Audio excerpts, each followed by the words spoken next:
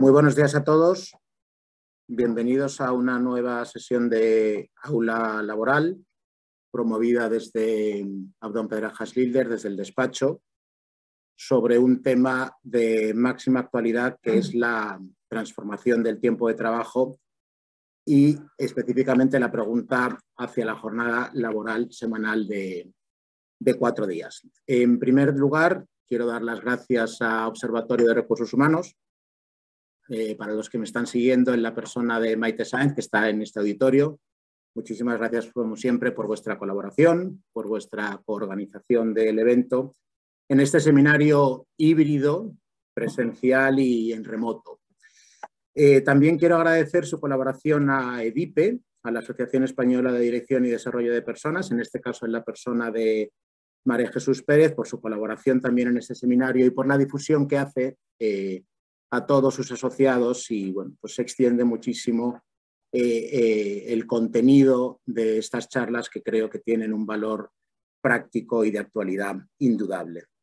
Entre los clientes abogados de Abdón Pedrajas Lilder, colaboradores y empresas asociadas, estamos más de 500 personas participando en este seminario, lo cual da muestra del interés del tema. Alrededor de 40 valientes, que lo subrayo, nos acompañan presencialmente en esta sala de formación de nuestra sede de Madrid y el resto nos siguen en formato en remoto. Muchísimas gracias a todos, como siempre, por acompañarnos, porque luego hace el debate muchísimo más vivo y muchísimo más interesante cuando llegue. Entrando ya un poco en materia. Hoy tenemos la suerte de contar con dos grandes maestros del derecho laboral, a los que me une además una profunda amistad y afecto, y que además tenemos la suerte de que ambos sean colaboradores de Abdón Pedrajas Lilder y bueno, pues nos aprovechamos de toda su ciencia, aprendemos de ellos y muchos somos discípulos de estos dos grandes maestros. A mi derecha está Tomás Salafranco, que es catedrático emérito de Derecho del Trabajo, y a mi izquierda, enseguida los veréis y toman protagonismo, está Jesús Laera Forteza, catedrático de Derecho del Trabajo, en este caso de la Universidad Complutense. Tomás es de la Universidad de Valencia. Ambos os doy las gracias de antemano por compartir con nosotros este rato y por transmitirnos toda la ciencia y todo el conocimiento que tenéis. Y además, aprovecho y voy a ir, que no se me olvide, para daros la enhorabuena por la publicación de este libro que voy a enseñar a cámara, que bajo idéntico título es un poco el que ha promovido esta sesión. Tomás y Jesús ambos han estudiado muchísimo el tema y han publicado un libro bajo idéntico título, La transformación del tiempo de trabajo hacia la jornada laboral de 4 días, que tiene un desarrollo de todos los factores, de toda la regulación técnica del tiempo de trabajo, pero también un desarrollo a modo de ideas de la cuestión seguramente más candente, si es posible, que en una sociedad empresarial como la nuestra tengamos tendencia hacia una jornada laboral de 4 días. En cuanto a la dinámica, vamos a hacer 2 intervenciones, la primera a cargo de Jesús, en torno a 30-35 minutos. Va a empezar hablando Jesús Laera de los factores actuales de regulación del tiempo de trabajo, factores organizativos, factores empresariales, factores de flexibilidad, factores de atracción, de retención de talento, factores económicos, factores sociales, factores de conciliación, bueno, todas las cuestiones que giran en torno a la regulación actual del tiempo de trabajo y continuará sin solución de continuidad Tomás Salafranco, también con una intervención de aproximadamente 30 minutos sobre la cuestión que, con todo el cariño a Jesús, seguramente suscite más interés, que es la gran pregunta. ¿Es posible implantar una jornada laboral de 4 días? O dicho de otra manera, y como a mí me gusta también verlo, ¿es posible reducir la jornada máxima anual de las 40 horas actuales semanales en cómputo anual a 32 horas semanales? Porque no necesariamente el resultado tiene que ser desarrollarlas en 32 horas a la semana. Bueno, respecto a esta cuestión, Tomás abordará muchas cuestiones que son los interrogantes que tenemos todos. Primero, ¿cómo se implementaría técnicamente?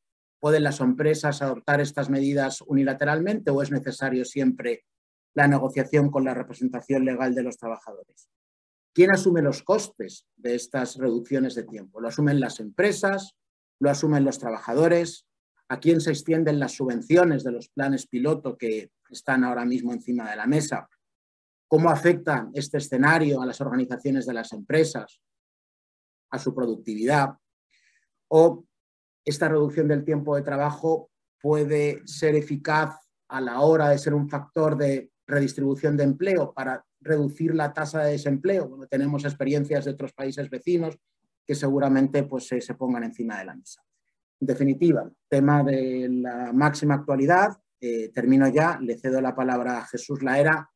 Me disculpáis porque me toca compartir pantalla, lo voy a hacer lo mejor que pueda y al final de las exposiciones, que será en torno a una hora, abrimos coloquio, debate y respondemos a las preguntas que las instituciones susciten. Muchísimas gracias.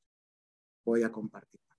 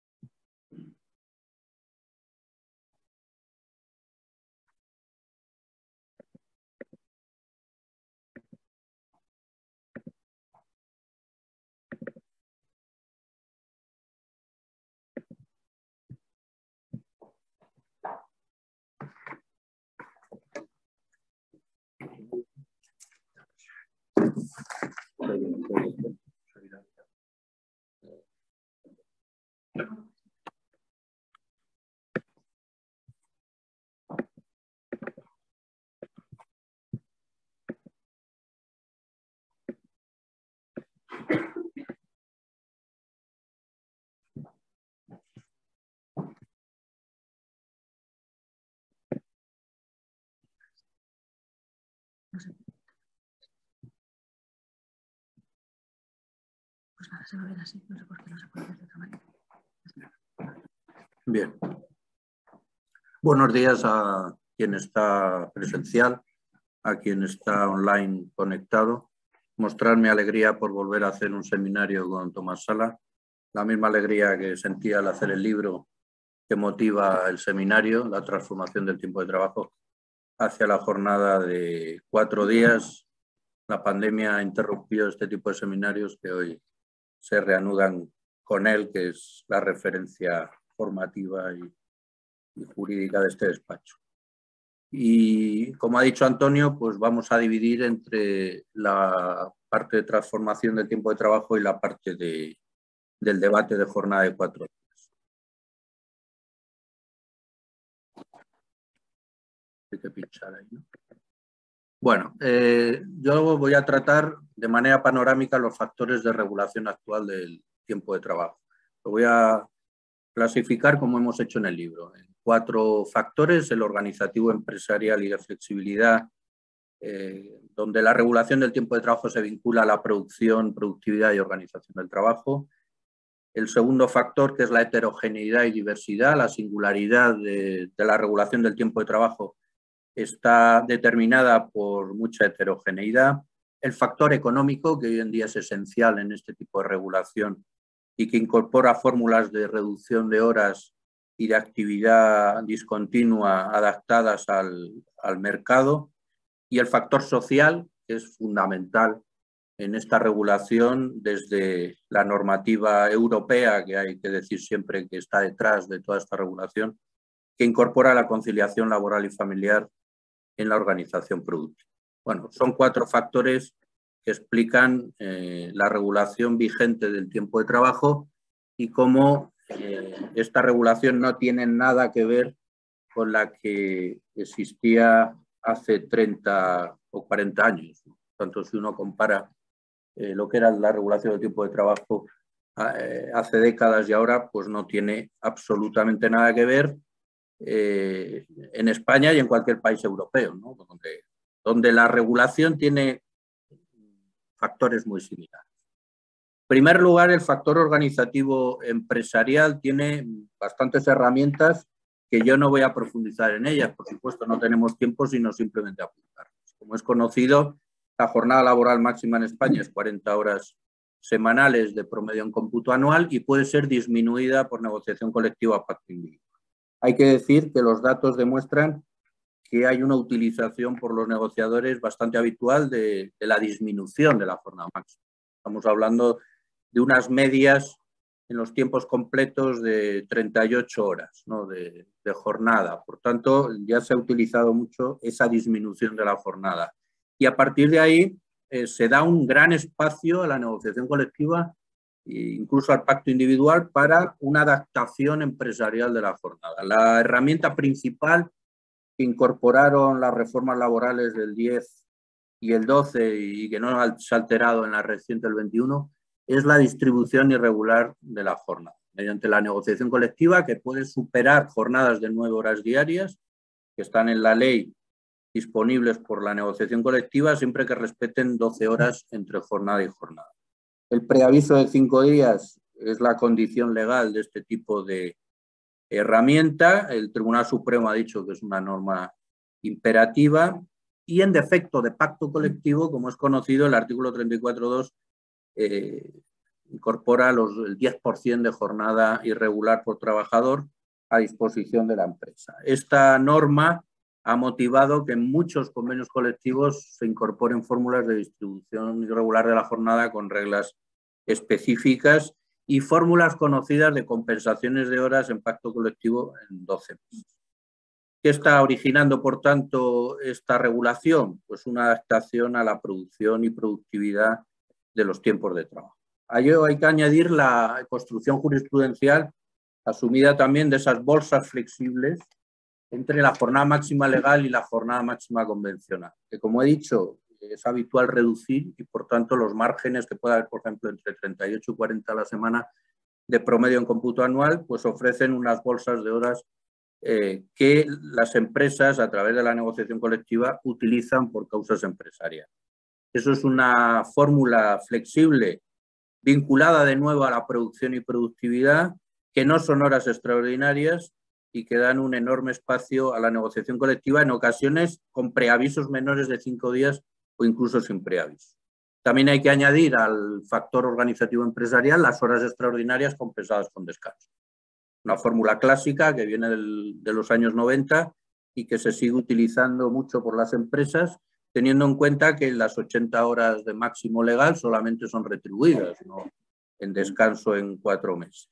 Eso permite de nuevo, a través de las horas extraordinarias pactadas entre las partes, distribuir los tiempos de trabajo en función de la productividad, de la producción, de las necesidades de trabajo, compensando con descansos retribuidos, ¿no? Y no existen recargos legales ni ningún tipo de penalización a esta fórmula que, por cierto, ha sido muy intensificada a través de los registros horarios. Los registros horarios que se incorporaron en el 2019 han venido dados con fórmulas de autorización de superiores jerárquicos a las horas extraordinarias que ha regulado satisfactoriamente este ámbito. Luego hay que tener en cuenta, dentro del factor organizativo empresarial, algo que es muy importante, que es la jornada a tiempo parcial. Tenemos un sistema equiparable a toda Europa de principio de libertad de empresa y trabajador, de pactar contratos por horas, con jornadas inferiores a jornadas máximas o legales convencionales de trabajador comparable, y eso determina que si la organización del trabajo y la producción es adecuada a jornadas parciales, se da plena libertad a las partes para firmar contratos indefinidos o, en su caso, temporales a tiempo parcial, y hacerlo con una distribución horaria que conste en el contrato, porque hay que subrayar que no tenemos un trabajo a llamada reconocido en nuestro ordenamiento. Ahí hay que añadir en las jornadas a tiempo parcial la reforma que se hizo en su día en 2013, que ya venía en 2001 con este tipo de herramienta que fue flexibilizada en 2013 y que no ha cambiado la reforma laboral pactada, de las horas complementarias.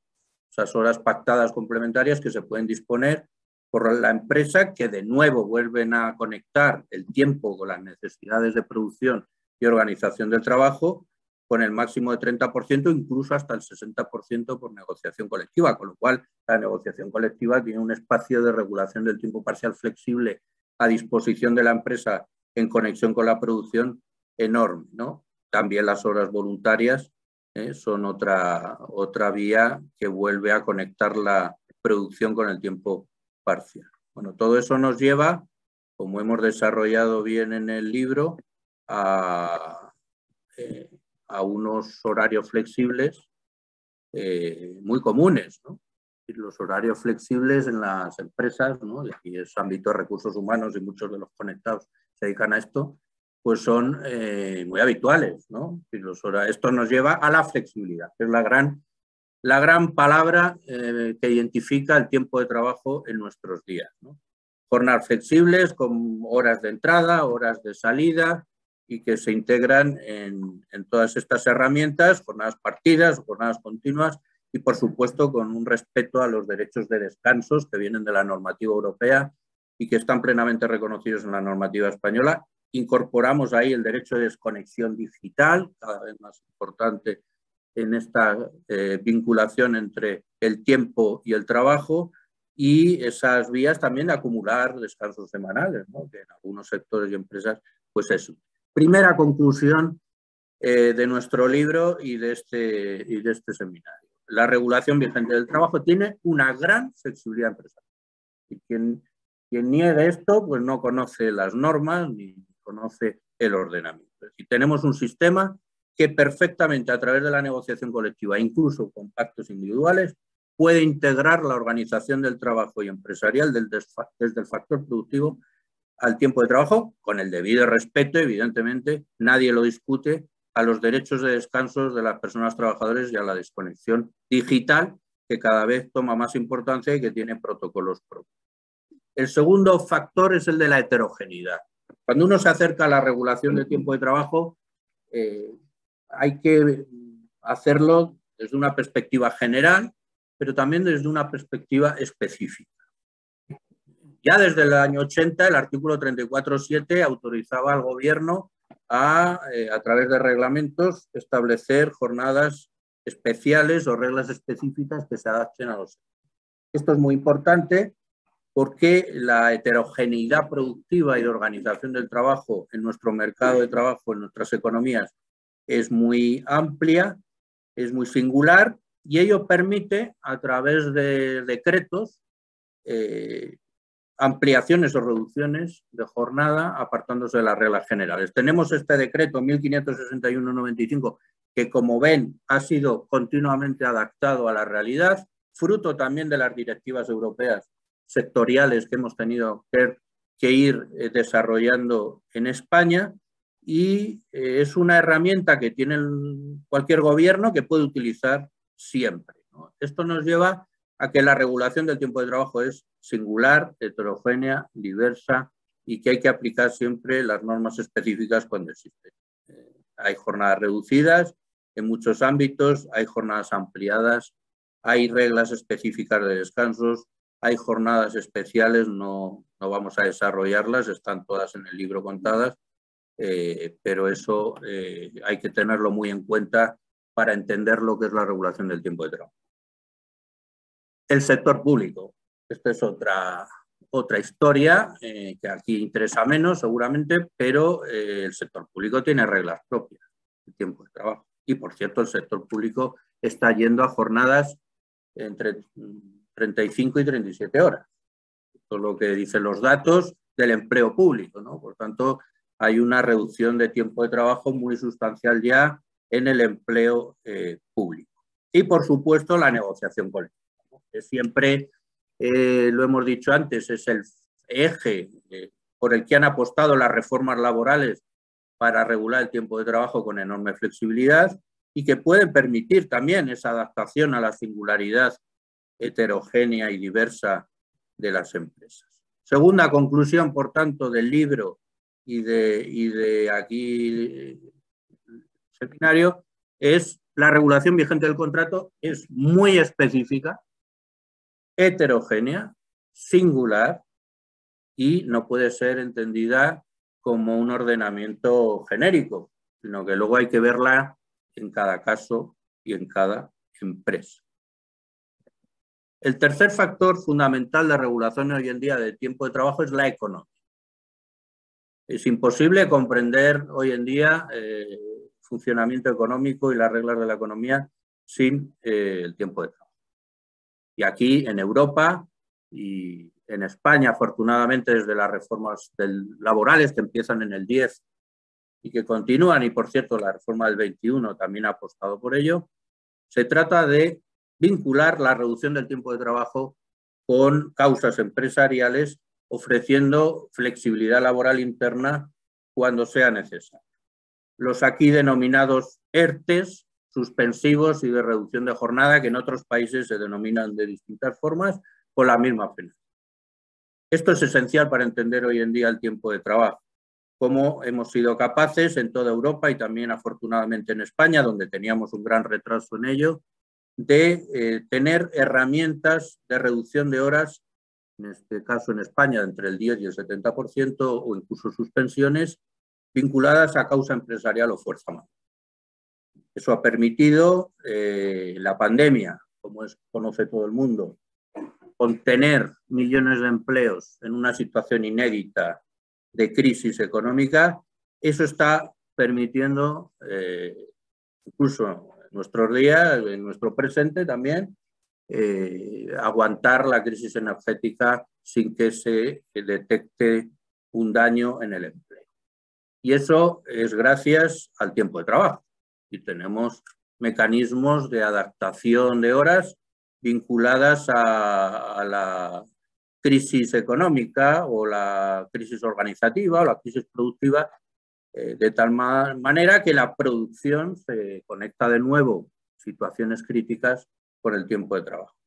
Hay que decir que la reforma laboral pactada del 2021 flexibiliza los ERTES aún más y otorga más seguridad jurídica a su utilización y crea un nuevo mecanismo red cíclico sectorial que vuelve a persistir en la vinculación entre reducción de horas y objetivos de flexibilidad interna, ¿no? Incluso si viniera una recesión económica que se anunciaba en su día, afortunadamente no ha venido, pues el gobierno podría activar ese mecanismo recíclico de tal manera que las empresas se engancharan automáticamente a reducción de horas. Esperemos que nunca el gobierno tenga que activar ese mecanismo, este o el que sea, pero si viene una recesión económica, España está preparada para soportarla económicamente a través de esta fórmula que, por otro lado, es la que se utiliza en toda Europa, ¿no? En el sentido que España se ha europeizado en sus relaciones laborales. Luego hay que atender también desde la economía a que hay estructuras productivas que tienen tiempos de actividad e inactividad. Y parece mentira, pero hay gente que no entiende que hay una organización productiva que viene dada del mercado que no produce siempre, sino que tiene tiempos de actividad e inactividad. Eso hasta ahora se había canalizado en España por temporal. Había que precarizaba los empleos y que la Unión Europea pues siempre llamaba la atención de esa patología española. La reforma laboral pactada entre empresarios y sindicatos del Decreto Ley 32/2021, que los resultados son conocidos por todos, positivos, vuelve a conectar el tiempo de trabajo con la estructura productiva. Y lo hace a través del trabajo discontinuo, de los fijos discontinuos del artículo 16, que no vamos aquí a profundizar en ellos, estacionales, intermitentes, de contratas, de ETTs y sector público, con un gran papel de la negociación colectiva en las reglas de juego de esta modalidad, y esto ha facilitado reducir la temporalidad gracias a la regulación del tiempo de trabajo. De hecho, hemos pasado de un modelo de flexibilidad con el empleo precario a un modelo de flexibilidad con el contrato indefinido, con un papel relevante del fijo discontinuo. Esto lo vienen analizando y concluyendo todos los centros de análisis económico de este país, sin perjuicio de que pueda existir una mejora estadística que tiene que hacer el gobierno de transmisión a la gente de todo esto. Pero la regulación vigente del tiempo de trabajo, tercera conclusión, tiene como eje la reducción de horas por causa empresarial o fuerza mayor y modalidades contractuales adaptadas a estructuras productivas discontinuas que facilitan el empleo indefinido la creación de empleo y, de nuevo, la adecuación a las estructuras de producción y organización de trabajo a través del tiempo de trabajo. Cuarto factor, y vamos concluyendo, algo imprescindible hoy en día para entender el tipo de trabajo. Y hay que decir que esto viene de la Unión Europea, que nadie se crea que todo lo que son los derechos de conciliación laboral y familiar es un producto original español. Esto viene de la Unión Europea, que tiene desde hace décadas normas que debe cumplir España como miembro de la Unión Europea de reconocimiento de los derechos de conciliación familiar y laboral en las reglas de tiempo de trabajo. Y el impulso que da Europa a estas herramientas pues tiene un trasfondo de apoyo a la natalidad y de atención a la demanda social que cualquier persona tiene hoy en día para combinar su faceta profesional con la familia. A partir de ahí lo que tiene España pues son derechos conocidos, algunos que vienen de lejos, incluso, ¿no?, que son clásicos ya, y otros más novedosos, que atienden a esta realidad que es irreversible. Nadie piense que pueda haber aquí retrocesos, sino más bien lo contrario. De hecho, está pendiente de transposición una directiva europea con la ley de familias que potenciará los derechos de conciliación familiar y laboral seguramente en esta legislatura. Me refiero a las jornadas diarias reducidas por cuidado de hijo, menores de 12 años o de persona a cargo dependiente o ante enfermedades de hijo o víctimas de violencia de género, herramienta conocida y que puede dar lugar a discrepancias en los horarios que se judicializan.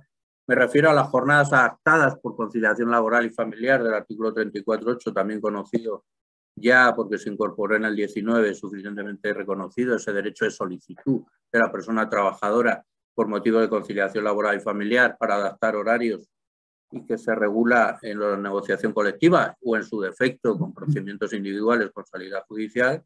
Y por supuesto me refiero a la institución clásica, ¿no?, de la suspensión contractual por riesgo de embarazo, nacimiento de hijo, lactancia, que ha sido reformulada en el 2018, y todos los permisos retribuidos que tenemos por conciliación familiar. Esto forma parte de la regulación del tiempo de trabajo.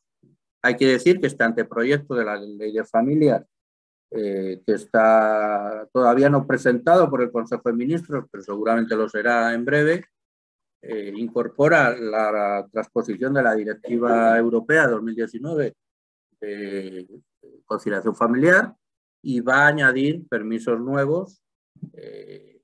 Pues por ejemplo, va a contemplar, si esto sigue adelante, pues la situación de la fuerza mayor familiar en unos cuantos días al año en situaciones de fuerza mayor familiar, que es lo que pide la directiva, y el permiso parental. Veremos cómo se articula, pero tampoco quiero yo utilizar el anteproyecto, que es muy incipiente, para divulgar qué es lo que propone, pero veremos eso, ¿no? Conclusión. Cuarto, la regulación del tiempo de trabajo protege especialmente la conciliación laboral y familiar. Ya acabo. Para dejar el toro de la jornada de 4 días a Tomás Sala, debate que no se puede entender sin entender, ¿no? Si uno empieza a hablar de la jornada de 4 días, ignorando la regulación del tiempo de trabajo y estas 4 conclusiones, pues lo hará con poco criterio, ¿no? 4 conclusiones que sintetizo, que las hemos ido desarrollando, están todas en el libro. La regulación del tiempo de trabajo tiene una gran flexibilidad empresarial que integra la organización de trabajo desde el factor productivo con el debido respeto a descansos y desconexión digital de las personas trabajadoras. La regulación del tiempo de trabajo es muy específica, singular, heterogénea, adaptada a la empresa, adaptada al sector, desde la norma y la negociación colectiva en diversidad de supuestos. No se puede hablar de una regulación general, sino de una regulación específica. La regulación del tiempo de trabajo ofrece fórmulas esenciales de reducción de horas por causas empresariales y fuerza mayor y modalidades contractuales adaptadas a la estructura productiva fuera de los esquemas clásicos de jornadas completas y parciales, lo cual ofrece garantías de contención de empleo y de respuesta a las crisis. Y finalmente, la regulación del tiempo de trabajo protege especialmente la conciliación familiar y laboral de la gente. Estos 4 factores explican la transformación del tiempo de trabajo. Aquí lo ha dicho Antonio también, la transformación del tiempo de trabajo. Editorial Girán Loblan. Y por tanto, estamos ante una regulación marcada por esos 4 vectores y que además tiene un enorme recorrido de futuro. Nadie piense que esto va a cambiar hacia otros factores o va a haber cambios significativos. Se seguirá en la misma línea.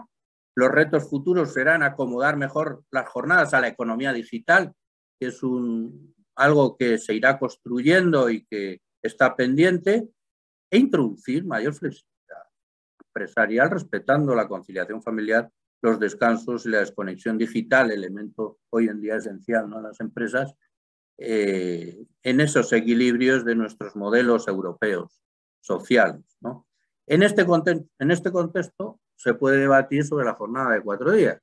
Así que ya tenemos muchas herramientas de flexibilidad capaces de ir a ese modelo de jornada de 4 días. Y ya le doy la palabra a Tomás. Gracias.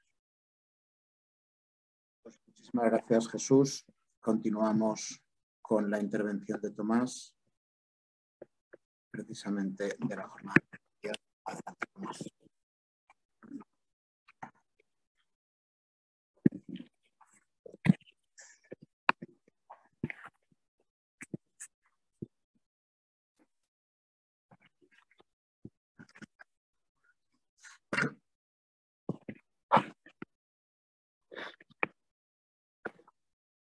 Muy buenos días,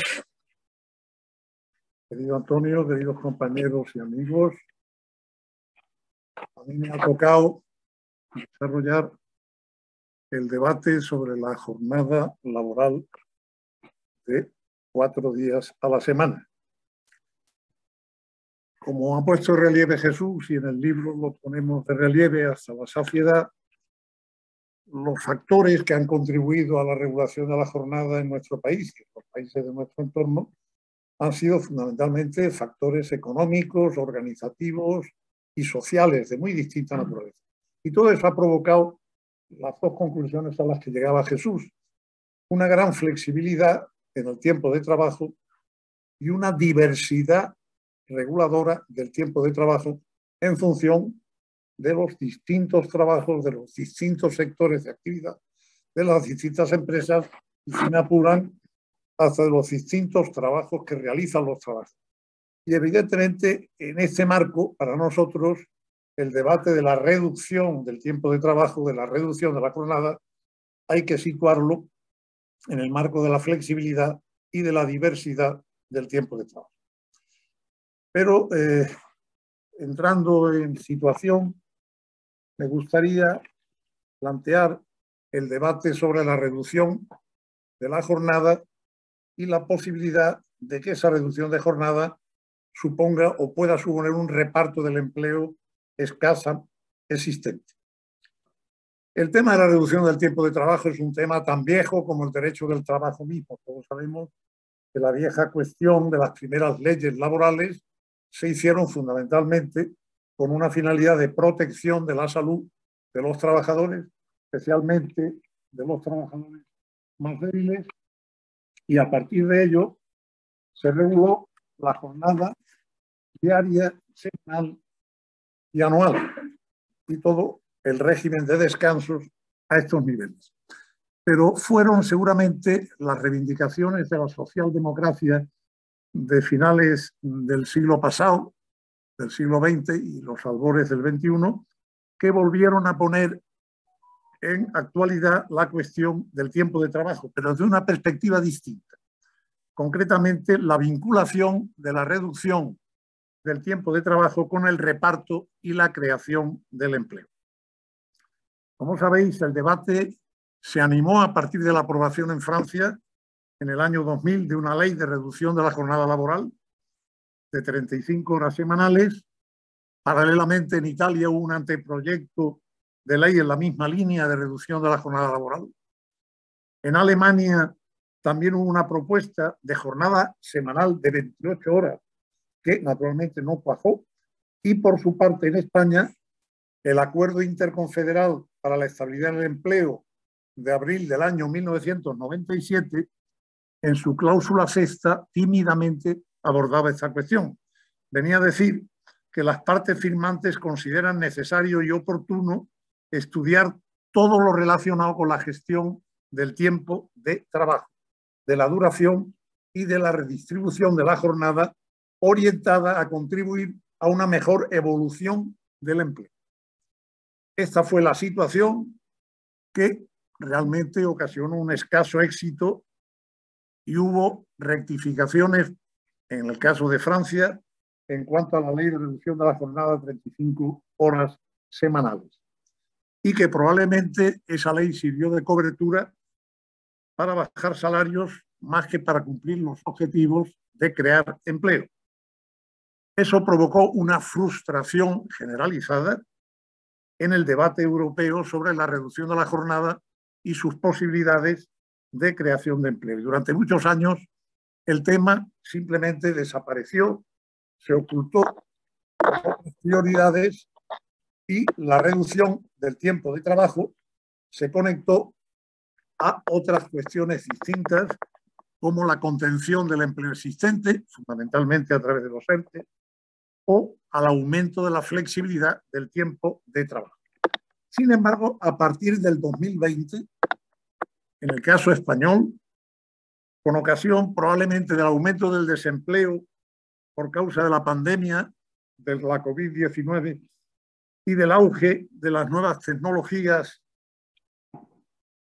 dedicadas fundamentalmente a la organización del trabajo, y en este sentido la expansión del trabajo a distancia o del teletrabajo, a partir de aquí se vuelven a escuchar voces en nuestro país procedentes de un sector de la izquierda reclamando una reducción generalizada del tiempo de trabajo y de la jornada para dar entrada en el mercado de trabajo a más trabajadores. Y el lema, el mantra, fue trabajar menos tiempo para que todos trabajen. ¿Cuál era o cuál es el contexto social existente en España en el que surge este debate, esta reivindicación? En primer lugar, unas tasas de desempleo más elevadas que casi duplican a las tasas medias comunitarias. En segundo lugar, unos salarios más bajos que la media del salario comunitario. En tercer lugar, una frustración de las clásicas políticas laborales para crear empleo. Hasta entonces, una mayor flexibilidad en el empleo a través de la contratación, a través de los despidos, a través de la gestión interna de mano de obra, modificaciones, movilidades, suspensiones, de unas políticas activas de empleo en materia de formación ocupacional y continua o de ayudas públicas a la contratación laboral a través de subvenciones o de bonificaciones a la seguridad social. Otro aspecto que se da también cita en este momento es el llamado efecto sándwich respecto del mercado de trabajo, es decir, una mayor demanda de empleo frente a una menor oferta de trabajo. Y en este sentido, en el caso de España, coinciden muchos fenómenos que ya vienen arrastrados del siglo pasado. En primer lugar, la participación laboral de la mujer, que supuso sin duda en este país una revolución silenciosa. En segundo lugar, el fenómeno de la inmigración a los países desarrollados y concretamente a nuestro país, que en muy pocos años puede ser un país de migración a un país de acogida. Y las tasas todavía son bajas, las tasas de migrantes, si se las compara con las tasas del resto de los países europeos, tipo Francia, Alemania, Bélgica o Reino Unido.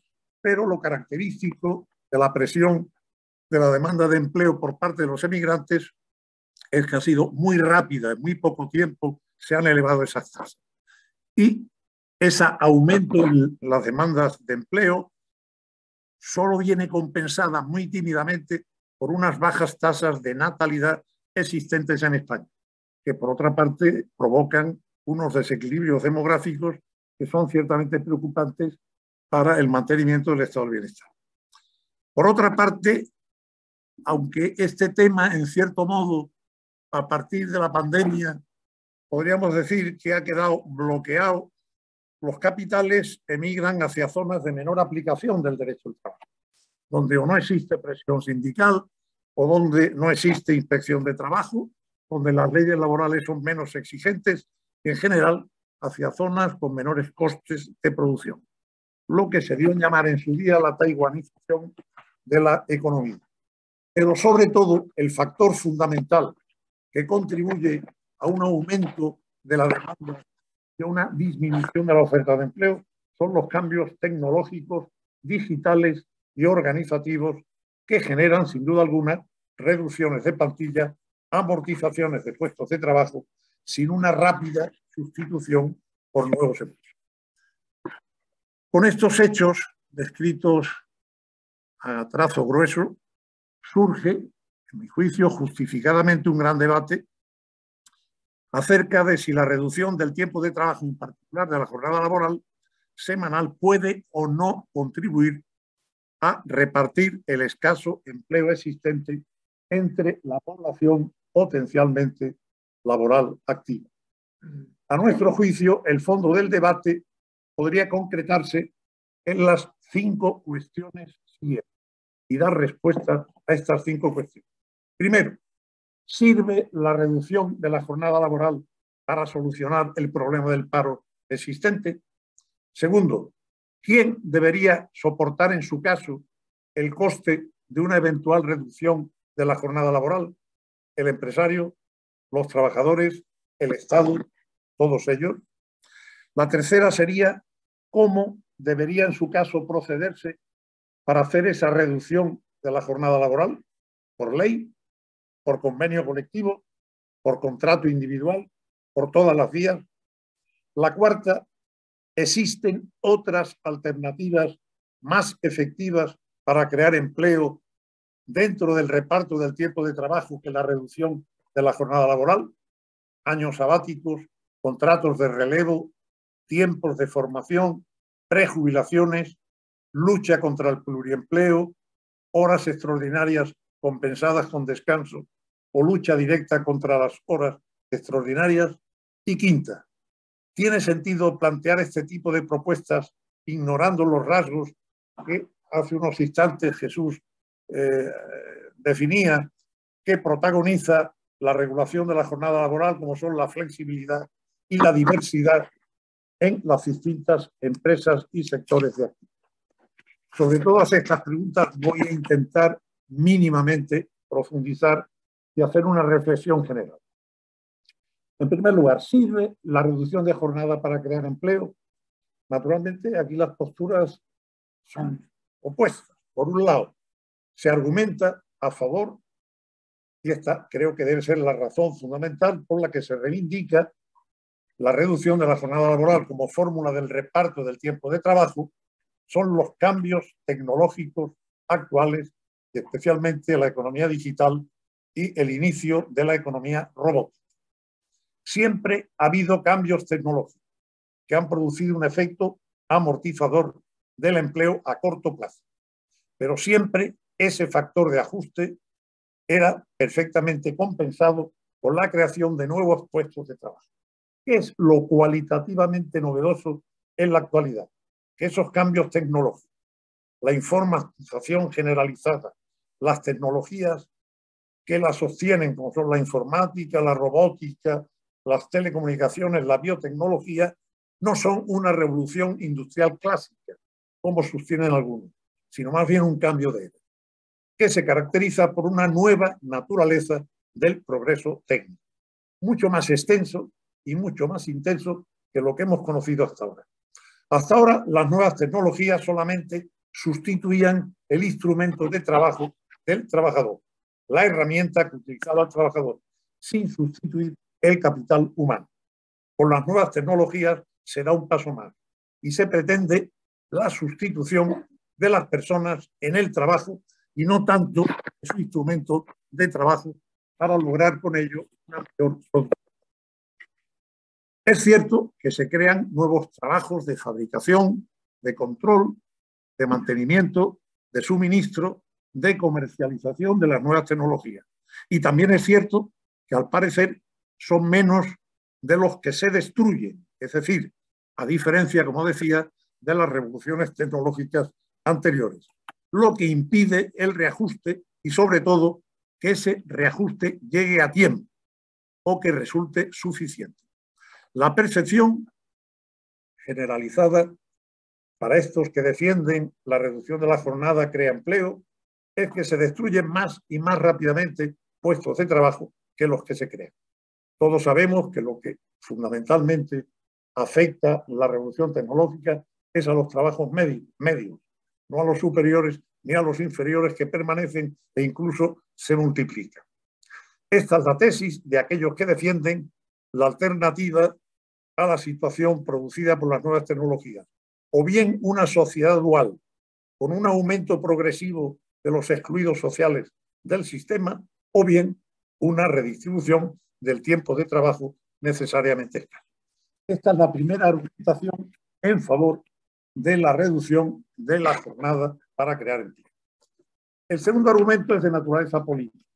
Se afirma también a favor de la reducción de jornada laboral y defender que el aumento de la productividad empresarial que generan las nuevas tecnologías debería repartirse entre los distintos sectores de producción. No solo debería beneficiar al capital, sino también al trabajo. Y consiguientemente, con este planteamiento, el reparto debería hacerse ¿cómo? Mediante una reducción de la jornada laboral sin pérdida del salario para el trabajador, creando más empleo por parte del empresario para suplir esa menor producción derivada de la reducción de jornada de los trabajadores empleados, por los márgenes empresariales que la subida de la productividad supone. Pero, naturalmente, estos argumentos también son contrarrestados por otros argumentos contrarios. En primer lugar, se afirma también, en paralelo, que los avances tecnológicos no destruyen puestos de trabajo tampoco en la actual etapa de este tipo de cambio. ¿Cómo se argumenta esta tesis? Se argumenta del siguiente modo. Se dice que los avances tecnológicos actuales permiten siempre producir la misma cantidad de producto con menos horas de trabajo y con ello se aumenta la productividad. Que con ese aumento de la productividad los precios de los bienes y servicios que salen al mercado bajan, naturalmente si las circunstancias internacionales son proclives. Que la demanda y el consumo, por tanto, crecen y que con ello crece la producción y que con el aumento de la producción crece el empleo. Este es el razonamiento de los que defienden que efectivamente los avances tecnológicos no destruyen puestos de trabajo. Por otra parte, la crítica a la tesis anterior pone en duda la eficacia de la solución del reparto de trabajo como medida de política de empleo. ¿Por qué se afirma que la relación entre las horas de trabajo reducidas y la creación de nuevos puestos de trabajo no es una relación directa? Que los empresarios no van a sustituir proporcionalmente las horas dejadas de trabajar con nuevos puestos de trabajo simplemente por una cuestión de coste, salvo, naturalmente, que esa reducción se produjera con reducción paralela de los salarios de los trabajadores. Pero a ello se resistirán, lógicamente, los trabajadores, especialmente los trabajadores con salarios más bajos. Y para los que voluntariamente, que probablemente en la juventud cada vez son más, que prefieren trabajar menos tiempo para tener tiempo dedicado al ocio, y aunque eso supusiera una reducción salarial, para eso ya está inventado el trabajo a tiempo parcial. También se argumenta en esta línea crítica que en líneas generales las reducciones de jornada que se han producido hasta ahora, que no han producido un aumento del empleo para los trabajadores desempleados, sino un aumento del pluriempleo y de las horas extraordinarias para los trabajadores ya empleados. Y la experiencia francesa de los 35 horas parece que iba en ese sentido. En definitiva, desde esta postura crítica se defiende una solución alternativa. Simplemente crear más riqueza, se dice, señalando que el reparto de trabajo no crea riqueza y que es dudoso que sirva para distribuir el escaso trabajo existente. Las recetas, con muy distintos matices, serían las de lanzarse al crecimiento económico, a la hipercompetitividad, a la caza de cuotas de mercado y probablemente, aunque no se diga explícitamente, a aceptar una tasa de desempleo estructural del X%, que puede ser del 12, del 15, del 25%, según los países. Como tasa, en la terminología, en el argot de los economistas, tasa de paro no aceleradora de inflación o que no recalienta la economía. Bien, este sería el planteamiento del debate, a favor y en contra, argumentos a favor y en contra. Segunda cuestión, ¿quién debería asumir los costos de reducir la jornada?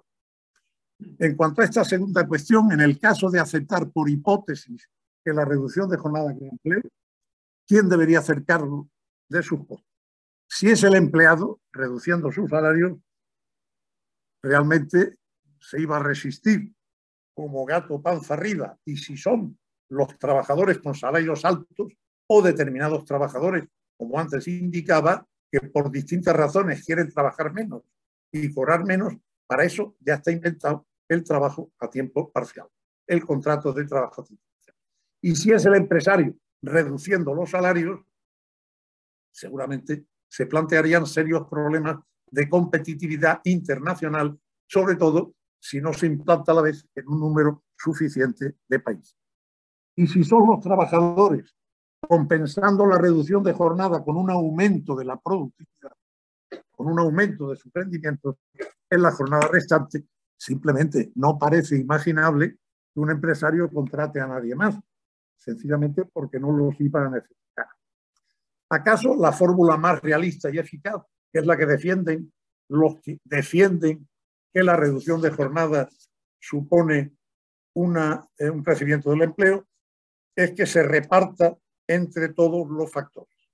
Por un lado, los trabajadores mantuvieran sus salarios, no los aumentaran o los aumentaran moderadamente en los años siguientes, que los empresarios dedicaran una parte de la pérdida de producción derivada de esa reducción de la jornada laboral a contratar nuevos trabajadores y, en tercer lugar, que el Estado financiara paralelamente la reducción de los costos sociales indirectos, bien bonificando las cuotas de la seguridad social de los nuevos trabajadores contratados, bien con incentivos fiscales a jornadas reducidas y acaso permitiendo desde la ley una mayor flexibilidad de la jornada en cómputo anual.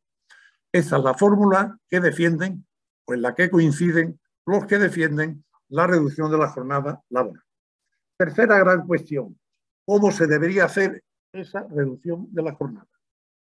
Parece evidente, sobre el papel al menos, que el sistema ideal sería la negociación colectiva. Y dentro de la negociación colectiva de ámbito menor, de empresa o similar, dada la diversidad que sin duda alguna sociológicamente existe en el mundo empresarial. Cada sector y cada empresa tienen su singularidad. Pero también resulta evidente que abandonar la cuestión a la negociación colectiva corre un riesgo, porque el convenio, la negociación, es cosa de dos, el acuerdo es cosa de dos, y se corre el riesgo de que no se negocie nunca, o no se llegue a un acuerdo, o que llegue tarde. Pues bien, por otra parte, y esto me interesa subrayarlo, en una situación como la española, decía antes, en la que los salarios medios son bastante más bajos que los de la media comunitaria, entiendo ciertamente difícil que los trabajadores aceptasen de sus representantes sindicales que negociaran convenios colectivos, reducciones de jornada antes que aumentos salariales. Por tanto, habría una resistencia sindical de los propios trabajadores a ese tipo de reducciones de jornada. soluciones. Cabría la solución a la francesa, la que hizo la ley, que por una parte era respetuosa durante un tiempo con la negociación colectiva, intentando promocionarla pedagógicamente, pero fijando una fecha prudente a partir de la que la ley obligaría a reducir la jornada. Y mientras tanto, habría beneficios adicionales para reducir la jornada. En cualquier caso, parece que la negociación colectiva es clave y es necesaria como acompañamiento indispensable, porque la ley por sí sola puede mejorar los salarios relativamente a través del salario mínimo interprofesional únicamente, pero no puede incrementar la productividad y, desde luego, lo que no puede es hacer que los empresarios contraten a más trabajadores por el hecho de que se reduzca la jornada de trabajo. Por tanto, la negociación colectiva, esta es la conclusión, es el instrumento fundamental para una reducción de la jornada laboral. Concluyendo, en nuestra opinión, y así lo decimos en el libro, la reducción de jornada no puede ni debe presentarse como una panacea mágica para combatir el desempleo, aunque tampoco es perfectamente inútil para ello. No deben crearse falsas expectativas a la ciudadanía, pero tampoco se debe abandonar totalmente la idea, aunque solo sea una reducción de jornada para mejorar el ocio de los trabajadores empleados y otra serie de ventajas que sin duda tiene, aumentos de la productividad, según algunas experiencias pilotos españolas y extranjeras, repartiendo los costos entre empresarios, trabajadores y el Estado. En definitiva, si hubiese una ley, esa ley tendría que ser enormemente flexible y respetuosa con la negociación colectiva. La última cuestión sería la de qué otras alternativas podrían existir y que se ajustaran más a los factores socioeconómicos y organizativos de la empresa española. Pues bien, la flexibilidad en el tiempo de trabajo es uno de ellos, sin duda alguna. A través de la flexibilidad cabe, como indicó Jesús, una distribución irregular de la jornada. Se admiten jornadas extraordinarias con compensaciones, con descansos. Se regula detalladamente el contrato a tiempo parcial, que va ganando espacio. Los años sabáticos constituyen otra experiencia a negociar. La lucha contra el pluriempleo, las prejubilaciones o, finalmente, el contrato de relevo. Todas estas medidas de flexibilidad de la jornada de trabajo ya están cumpliendo, en cierto modo, las funciones de una reducción generalizada de la jornada y seguramente con menores riesgos que una reducción directa de la jornada y sin costes adicionales para la competitividad empresarial. La segunda alternativa pasa por la diversidad, como ya se dijo y concluía Jesús. En el caso español ya se han reducido las jornadas laborales con normativa específica, decretos incluso, o a través de la negociación colectiva sectorial o de empresa. Es tan grande la heterogeneidad productiva, la diversidad reguladora debe ajustarse a esa heterogeneidad productiva. Es mucho más realista porque en la realidad existen muchas jornadas reducidas por conciliación de la vida laboral y familiar, sector por sector, trabajo a trabajo, empresa por empresa. Hay ciertamente ya trabajos a tiempo completo donde las jornadas se acercan a ese ideario de los 4 días laborales. También hay empresas que han implantado este modelo porque su productividad lo permite, sin reducir salarios de los trabajadores. Hay experiencias pilotos en ese sentido en el sector público y también en el sector privado, dentro y fuera de España, pero debe ser la normativa laboral específica y, más en concreto, la negociación colectiva la que vaya despejando estas ideas. No creemos que quepan propuestas generalizadas, ingenuas, que no atiendan a la heterogeneidad y a la diversidad reguladora. Porque no es igual el sector público y el sector privado, y dentro del sector privado el sector industrial, el sector servicios, o dentro del sector terciario un sector de alta tecnología con un sector de baja tecnología, o dentro de los servicios la hostelería o una consultoría técnica. No tienen nada que ver y el tiempo de trabajo está sobrevolando por encima. En tercer lugar, otra posibilidad alternativa es reducir el tiempo de trabajo con un reparto de costes entre trabajadores, empresas y Estado.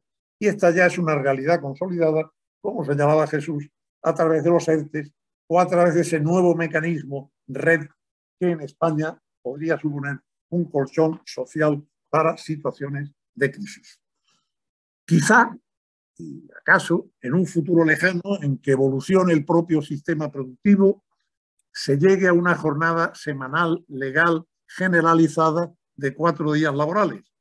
Pero entiendo que eso debe ser fruto de la flexibilidad, de la diversidad, de la adaptación y de la autorregulación, que ya está contemplada en nuestro ordenamiento laboral. La semana de 4 días laborales entendemos que no puede ser el resultado de una imposición precipitada, mucho menos legal, bajo la cobertura de un mantra excesivamente ideológico, fuera de la compleja realidad de los tiempos de trabajo en modelos productivos tan heterogéneos. Ojo con el electoralismo, estamos en malas fechas en las que pueden aparecer muchas ideicas que probablemente tengan un futuro muy relativo. Y acabo. ¿Cómo conseguir ya en este país una reducción de la jornada? Existen instrumentos jurídicos perfectamente posibles. Un programa de jornada laboral de 4 días a la semana puede conseguirse con la legislación vigente. ¿Cómo? En primer lugar, distribuyendo la jornada semanal de 40 horas o la inferior que tuvieran por convenio colectivo en 4 días sin pérdida del salario. ¿Cómo? Ampliando la jornada máxima diaria de 9 horas, según permite el artículo 34.3 del Estatuto, y aumentando paralelamente el descanso semanal a 3 días, por ejemplo, según permite el artículo 37.1. Otra fórmula paralela podría ser reducir la jornada y los salarios. ¿Cómo? Mediante contratos a tiempo parcial voluntario. Nunca a través de la vía del artículo 41 del Estatuto de los Trabajadores. Debería ser voluntario. Como propiamente dice el artículo 12 del Estatuto de los Trabajadores. Y una tercera fórmula podría ser reducir mediante la negociación colectiva la jornada laboral sin pérdida de salario o aumentando el descanso semanal. Y en esta fórmula se cuestiona la posibilidad de que se concedan ayudas públicas a empresas que no están en crisis. Y esto plantea un debate distinto. Es lógico que se financien a empresas que no están en crisis cuando existen empresas en crisis.